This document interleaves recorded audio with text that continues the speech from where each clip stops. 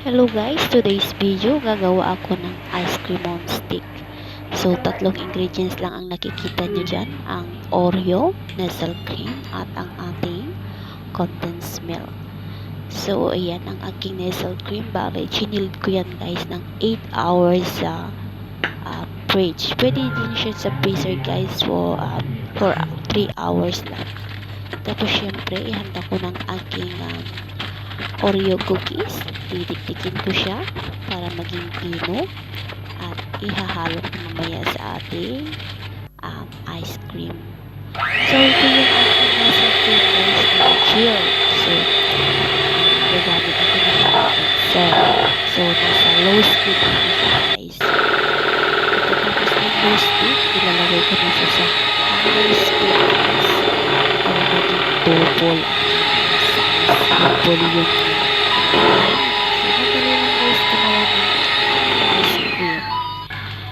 Tapos yan, ihahalo ko ng aking Oreo cookies na aking dinidip kanina guys. So yan, ang dali lang.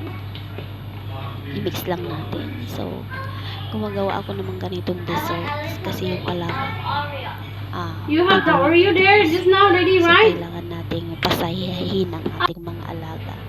At syempre pati rin si favorite din niya ang cookies and cream na flavor na ice cream guys. So yan lang guys, ang bilis lang, ang dali lang gumawa. Ilalagay ko na siya sa plastic cup. At syempre nakahanda na rin ang aking stick guys. Kaya yan guys, kung gusto nyong gumawa din, madali lang. So nakagawa ako ng 8 pieces dito. 3 yung sa aking alaga, 3 sa kay ma'am. Pero syempre guys, yan ubos na yan talaga, wala na. Gagawa na naman ako ng panibago.